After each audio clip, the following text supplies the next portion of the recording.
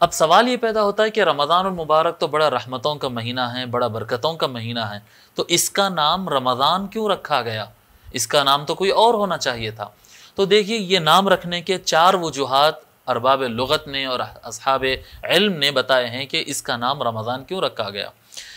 पहले बात लुगत वाले बताते हैं, लैंग्वेज वाले बताते हैं कि रमज़ान क्यों कहा गया। बताते हैं कि रमज़ान इसका नाम इसलिए रखा गया है क्योंकि जिस वक्त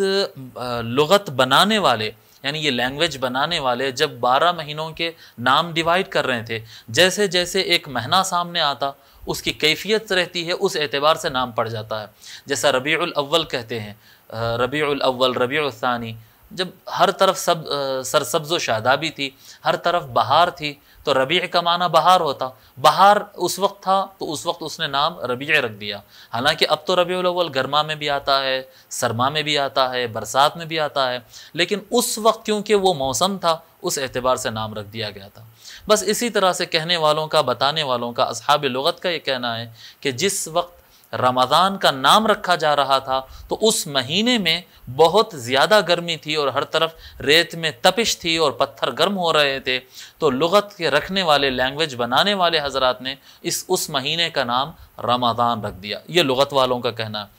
इसी तरह से अमल करने वाले जो अफराद होते हैं इनकी सोच अलग है। असहाब अमल जो होते हैं, जाहिद लोग, बाअमल लोग जो होते हैं, उनका कहना यह है, उनके रीजनिंग इस तरह से वो बताते हैं कि रमज़ान का नाम रमज़ान इसलिए रखा गया है क्योंकि इस महीने में इंसान अच्छे अमाल ज़्यादा करता है। जब ज़्यादा अच्छे अमल इंसान करता है तो जैसे कि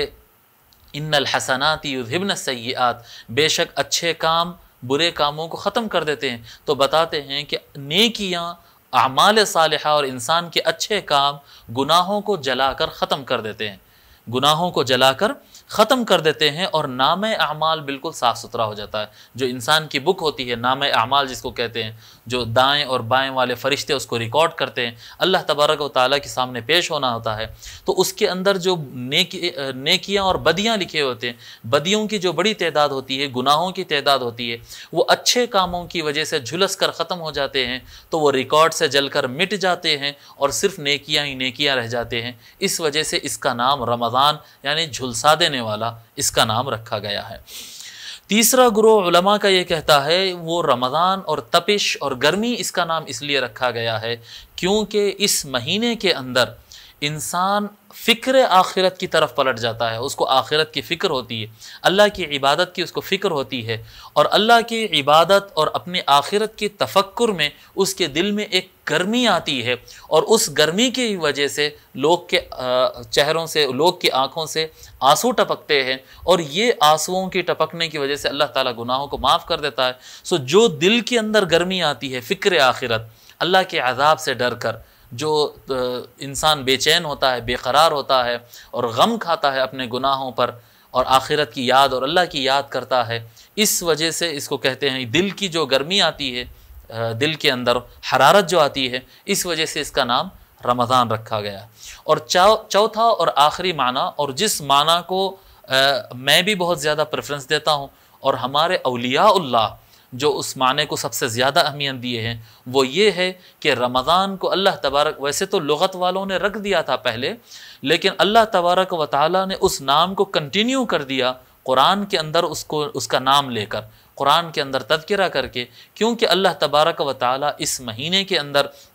ऐसे इबादतें अल्लाह तबारक व तआला ने फ़र्ज़ किया है और आका सल्लल्लाहु अलैहि वसल्लम के ज़रिए मसनून किया है कि जब बंदा उस पर अमल करता है तो इंसान का नफ्स अम्मारा झुलसता है, इंसान का नफ्स अम्मारा तपता है, और नफ्स अम्मारा और शहवतें, ख्वाहिशात, जिस्मानी ख्वाहिशात और हैवानी ख्वाहिशात, जो इंसान के अंदर जानवरपन का जो मिजाज होता है, मैं खा जाऊँ, मेरी ताकत हो जाए, मेरी शोहरत हो जाए, मेरा वो हो जाए, ये जो इंसान का नफ्स अम्मारा रहता है, बुराई की तरफ खींचने वाली नफ्स, ये नफ्स झुलस कर इंसान अच्छाई और नेकी की तरफ आता है, उसका नफ्स सुधरता है। तो नफ्स के अंदर जो ख़राबी रहती है वो झुलस कर ख़त्म होती है, नफ्स का तज़किया होता है। नफ्स तप तप कर, जिस तरह से एक